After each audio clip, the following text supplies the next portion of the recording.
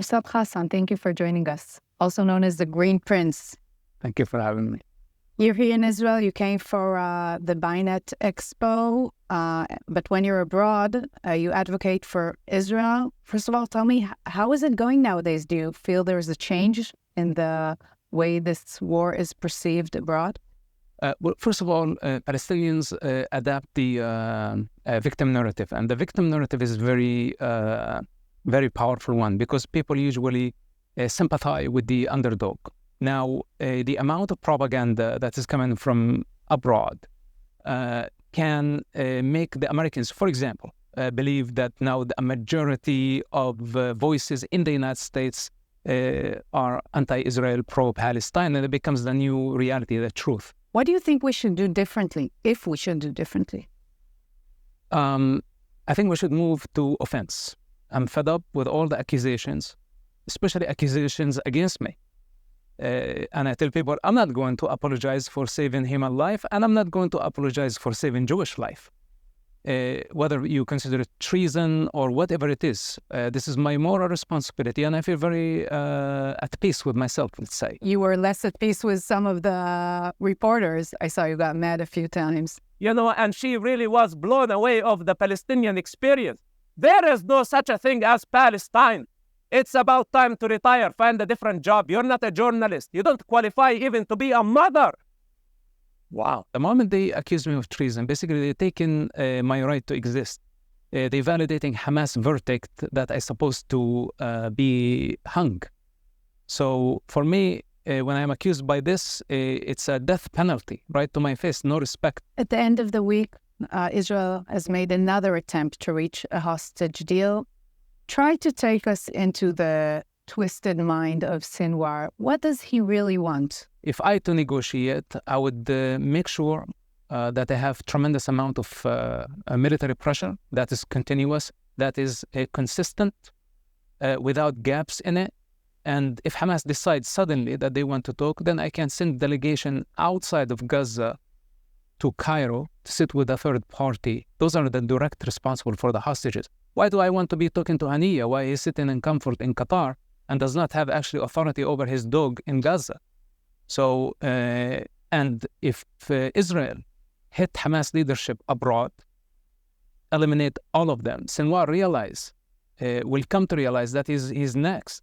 But playing the game of good cop, bad cop, this is just taking us into Hamas rabbit hole, and we can never finish. But right now, when she say Palestine, who is? Islamic Jihad, Fatah, Marwan Barghouthi, Ismail Haniya, Hamas, Public Front. They are so conflicted. They don't have agenda. They don't have leadership. In this visit to Israel, you have met for the first time with family of the hostages. They've asked to meet with you. Yeah. What did you recommend? I recommend that they reduce the pressure on the government. On the Israeli government. On the Israeli government, because the Israeli government does not have the hostages. So simply, it doesn't make complete or perfect sense to say bring them home now, because it's not up to the Israeli government. I am with opening a venue with Hamas, even though I'm against negotiating with terrorists.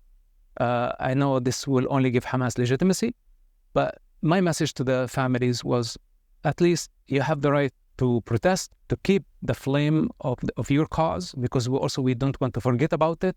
I think the fate of Sinwar and Hamas leadership in Gaza is connected to the fate of the hostages. So I think it's in Hamas' interest to protect them more than they protect their members. Who do you think should govern Gaza when the war ends?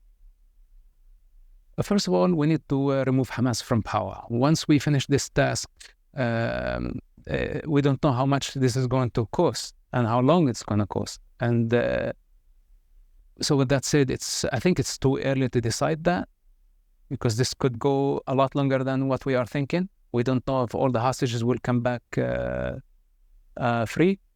And so we have many calculations. So how maybe the bill will come much bigger than what we thought.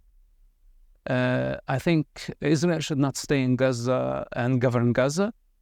Should have the control of the border, for a transitional period, military presence, but to avoid governing Gaza, because it would be a death trap for Israel.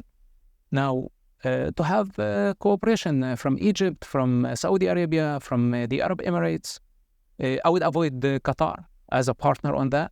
I would seek possibly make the Gaza project as a bridge to build with the Arab world. But do you think Israel will succeed and take Hamas down from power? Absolutely. This is a long process, but we start with, let's say, cutting the trunk of the tree.